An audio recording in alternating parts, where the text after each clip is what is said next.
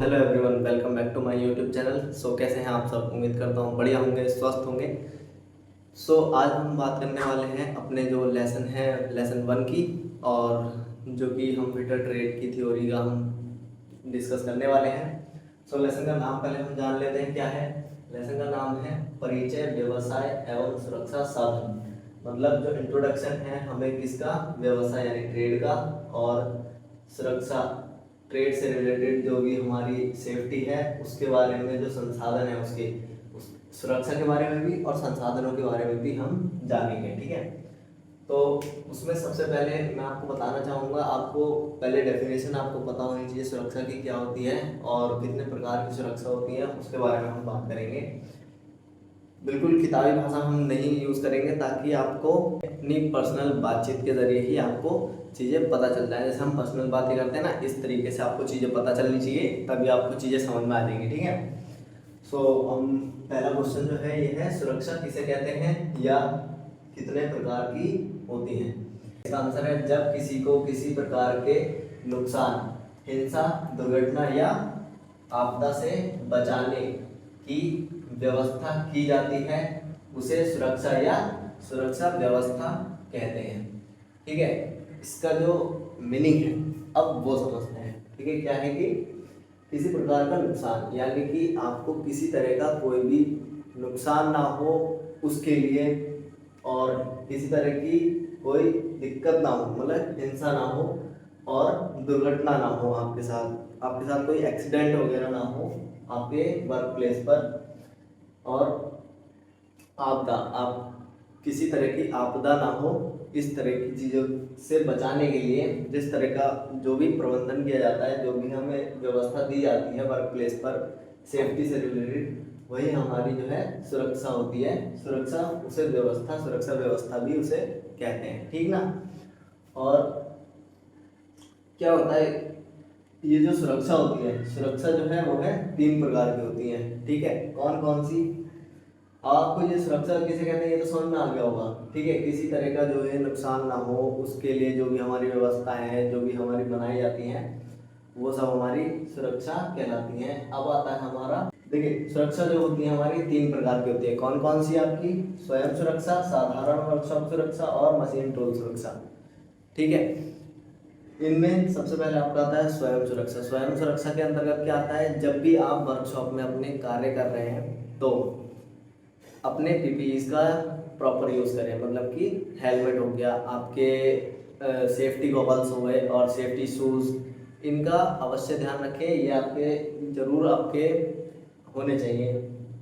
ठीक है, जब आप वर्क प्लेस पर कार्य करेंगे तो आपके सेफ्टी गॉगल्स और आपके सेफ्टी शूज़ पैरों की और आंखों की जो है सुरक्षा करेंगे। किस चीज़ से? जो भी आप कर रहे हैं वहाँ पर, उससे निकलने वाले, मेटल से निकलने वाले जो चिप्स हैं वो आपको नुकसान ना पहुँचाएं। इसलिए आपका स्वयं सुरक्षा के अंतर्गत ये पीपीई का ज़्यादा यूज होता है। ठीक है, अब दूसरा आता है आपका साधारण वर्कशॉप सुरक्षा। साधारण वर्कशॉप सुरक्षा मतलब जो भी वर्कशॉप में आपको, मतलब कुछ चीज़ें होती हैं जो कि आपको देखकर ही पता चल जाएंगी, तो उसमें आपको साधारण जो नियम है, वर्कशॉप में जाने से पहले आपको अपने जो भी नियम हैं उनका पालन करना है। वहाँ पर किस तरीके से आपको रहना है, और किन सामान को आपको हाथ लगाना है, क्या करना है, किस तरीके से, मतलब डायरेक्ट आपको नंगे हाथों से नहीं करना है, ग्लव्स पहनना है। ये सारी चीज़ें आपको साधारण वर्कशॉप सुरक्षा में आपको पता चलेगी।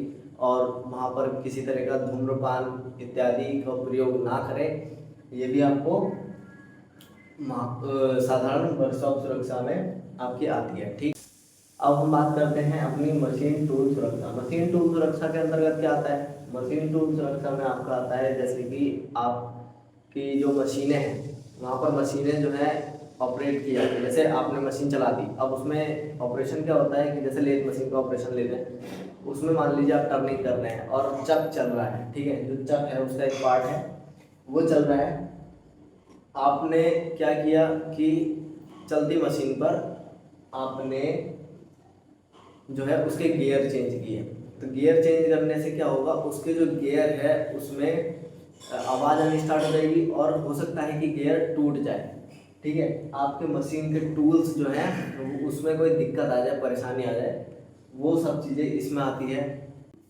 ठीक, और फिर आप मान लीजिए उसमें चक चल रहा है और उसमें चक घूम रहा है और आरपीएम पर, और आप उसमें क्या कर रहे हैं, कोई किसी तरह का टूल उसमें लगा रहे हैं या उसमें मान लीजिए पेचकस इत्यादि से कुछ हटा रहे हैं, कुछ भी कर रहे हैं, नीचे से चिप्स हटा रहे हैं चलती मशीन पर, तो उससे भी आपको नुकसान हो सकता है कि आपको भी नुकसान हो, क्योंकि टूल्स जब उसमें लगेगा हो सकता है वो बैक मार जाए या आपको चोट लग जाए। तो ये सब चीज़ें आपकी इसमें आती है, और उम्मीद करता हूँ आपको ये सुरक्षा संबंधित चीज़ें समझ में आई होंगी। ठीक है, सुरक्षा किसे कहते हैं आपको सीधे सीधे समझ में आ गया होगा। जब किसी को किसी प्रकार के नुकसान, हिंसा, दुर्घटना, आपदा से बचाने की जो व्यवस्था की जाती है वो सुरक्षा के अंतर्गत आती है। ठीक है, और बाकी सुरक्षा 3 प्रकार की होती है। कौन कौन सी? स्वयं सुरक्षा, साधारण सुरक्षा, और आपकी आती है मशीन टूल सुरक्षा। ठीक, अब इतना आपको समझ में आ गया होगा उम्मीद करता हूँ। सो अब हम आते हैं अपने जो अगला है क्वेश्चन उस पर। पहले समझते हैं 5S का क्या अर्थ है, इसके उपयोग। ठीक है, तो आंसर अब देखते क्या है। यह एक जापानी पद्धति है जिसे मैथोडोलॉजी या इसे जापानी मैनेजमेंट तकनीक भी कहते हैं। ठीक है, जो आपके कार्यस्थल को सुव्यवस्थित और साफ सुथरा और प्रभावशाली बनाने के लिए अपनाई जाती है। इसका उपयोग विशेष रूप से उद्योगों, कंपनियों और ऑफिस में उत्पादकता बढ़ाने के लिए किया जाता है। मतलब ये एक ऐसी जापानी पद्धति है जिसके द्वारा, जापानी मैनेजमेंट इसे तकनीक भी कहते हैं।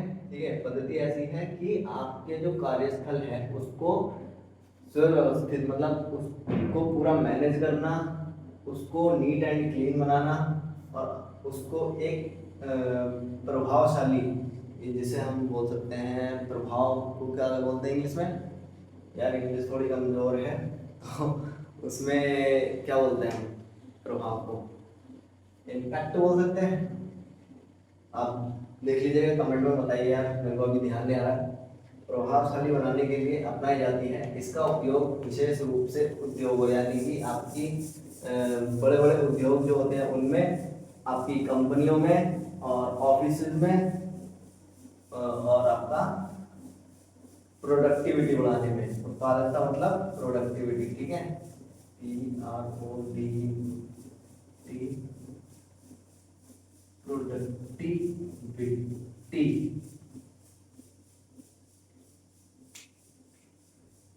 प्रोडक्टिविटी बढ़ाने में किया जाता है। आपको इतना समझ में आ गया। अब हम जानते हैं कि टोटल जो 5S होते हैं उनके नाम। ये टोटल जो S है ना, जो 5S का है, स्टार्टिंग के 5 शब्द हैं जिनका नाम S से शुरू होता है। वो क्या क्या है हम समझते हैं। देखिए, पहला है आपका सेरी। सेरी में क्या है आपका शॉर्ट, मतलब जिसे हम छटाई बोलते हैं। अभी मैं एग्जांपल के जरिए बताऊंगा। ठीक है, क्या है। और फिर आपका आता है सेटन। सेटन में आपको कहीं ना कहीं, कहीं पर आपको ये लिखा हुआ दिखेगा SEISON, सिसॉन, कहीं पर दिखेगा सिटॉन। तो आप दोनों में से देख लीजिए आपकी किताब में क्या है। ठीक है, इसका मतलब होता है सेकंड ऑर्डर। अब आता है आपका थर्ड। थर्ड क्या है आपका सीसो। सीसो मतलब शाइन। अब आता है शाइन मतलब क्या होता है कि चमकाना। शिकेत्सु स्टैंडर्डाइजेशन मतलब मानकीकरण। अब आता है आपका 5वां S क्या है, सेत्सुके। सेत्सुके में आपका आता है सस्टेन। सस्टेन मतलब अनुशासन। ठीक हो गया। अब हम जो एक एग्जांपल है, एग्जांपल के जरिए हम समझते हैं। देखिए, मान लीजिए आपके पास एक बड़ी सी टोकरी है, उसमें आपके पास कई सारे टूल्स हैं, जैसे कि हैमर हो गया, आपके पास चीजर हो गया, और आपके पास कई सारे बोल्ट भी हैं, नट भी हैं। ठीक है, मान लीजिए बहुत सारे टूल्स हैं आपके पास, मिक्स हैं। आपको उसको बिल्कुल, मतलब आपको व्यवस्थित करके देना है कि आपको किसी तरह की कोई दिक्कत ना हो उनको यूज़ करने में, उन्हें रखने में, वापस उनको उठाने में। तो उसके लिए ये चीज़ अपनाई जाती है ताकि आपको किसी भी तरह की कोई दिक्कत ना हो, आपको साफ सफाई से चीज़ें मिलें और उनकी जो मतलब एक कह सकते हैं ना जैसे एक्सपायरिंग डेट होती है, तो ऐसे वो उनकी डेट बढ़ जाती है जैसे, ठीक है। तो वो तो बढ़ेगी, क्योंकि जब अगर इस तरीके से बिल्कुल इकट्ठा करके रखोगे तो उसमें कोई ना कोई दिक्कत आनी है। इसलिए अगर उनको साफ सफाई से रखेंगे और व्यवस्थित रूप से रखेंगे तो वो हमारे ज़्यादा लाइफ में आगे और भी काम आ सकते हैं। तो मतलब उनकी जो लाइफ है वो बढ़ जाती है। तो समझ गए, पहले उनको छांट लेंगे। जैसे मान लीजिए हैमर अलग कर लिए, चीज़ल अलग कर ली, बोल्ट अलग कर दिए, नट अलग कर दिया, ये हो गया। अब जब हमने उन सबको अलग अलग कर दिया है, अब उसके बाद हमारा क्या आता है, सुव्यवस्थित करना। अब जैसे हमने उनको छांट लिया, अब उनको सुव्यवस्थित करना है। जो भी आपका हैमर है, बोल्ट है, नट है और आपके चीजल हैं, आपने उनको 4 भागों में बांट दिया, ठीक है। अब आपने क्या किया, उसको साफ किया। बांटने तक का यहाँ उनको छटाई करने का अलग हो गया। अब उनको सुव्यवस्थित करना मतलब आपने उनको देखो छाटना अलग हो गया। अब क्या है कि अब जैसे ये मार्कर है, अब कई सारे मार्कर उल्टे सीधे होंगे, लेकिन ये ब्लू कलर का है, ठीक है। तो ब्लू कलर के अलग हो गए, पिंक कलर के अलग हो गए या रेड कलर के अलग हो गए, इस तरीके से हो गए। अब कुछ उल्टे पड़े हैं, कुछ सीधे पड़े हैं, तो उनको व्यवस्थित करने का, यानी कि अब उनको सीधे सीधे रखना। अब उनको इकट्ठा एक सीधा रख दिया, इधर रख दिया, इधर रख दिया, ठीक है, ये हो गया। उसके बाद अब इन्हें साफ किया। साफ करने का क्या हो गया, चमका दिया।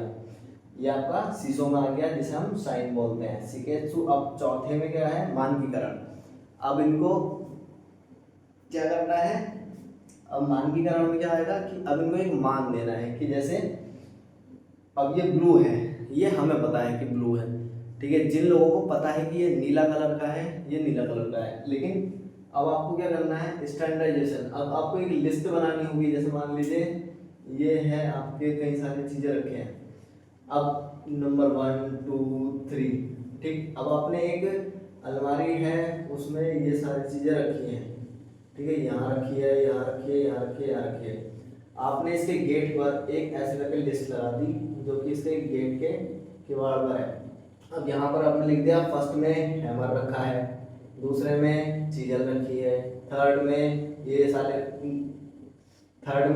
सारे के सारे बोल्ट रखे हैं, फोर्थ में ये आपके नट रखे हैं, ठीक है। इस टाइप से आपको यहाँ दिख जाएगा, यहाँ दिख जाएगा, यहाँ दिख जाएगा, आपको किसी तरह की कोई दिक्कत नहीं होगी, ठीक है। तो ये आपका आता है आपका किसमें, मानकीकरण में। लास्ट में आता है आपका अनुशासन, यानी कि अब इसी डिसिप्लिन को बनाए रखना। आपने जो कुछ भी ये किया, ठीक है, पूरा जो किया, इसको आगे भी बनाए रखना। जैसे कि कंसिस्टेंसी रखना चीज़ों में, कि अब ये नहीं कि हमने एक दिन तो सारी व्यवस्थित चीज़ें कर दी, अगले दिन यूज़ करी और तीसरे दिन फेंक दी उसमें, अब इधर उधर पड़ी है वो, अब उन्हें ढूंढते रहो। तो ये चीज़ें नहीं करनी है। ये आपको समझ में आएगा आपके ITI में या आपके वर्क प्लेस में, आप अगर IWS वहाँ पर यूज होता है तो, ठीक है, होता ही होगा, क्योंकि वर्क प्लेस की एक चीज़ है। अब जैसे क्या होता है कि अब जहाँ पर मैं अप्रेंटिसशिप में हूँ, वहाँ पर ट्रेनिंग में जब प्रोडक्शन जो है वो पूरा हो जाता है, तो उसके बाद एक NPD लगती है। NPD मतलब नॉन प्रोडक्शन डे।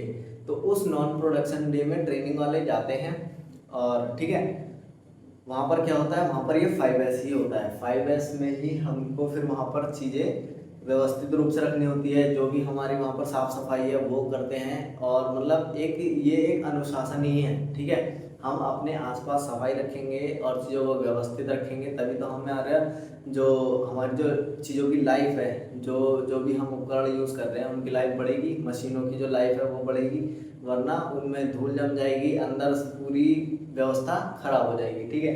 सो आज की वीडियो में मैंने बस खाली यही सब कवर करने की कोशिश की है। अगर वीडियो आपको अच्छी लगी है तो वीडियो को लाइक करना, कमेंट करके बताना कि कैसी लगी वीडियो, और चैनल को सब्सक्राइब करें, बेल आइकन प्रेस करना ना भूलें। मिलते हैं नेक्स्ट वीडियो में। Thank you so much.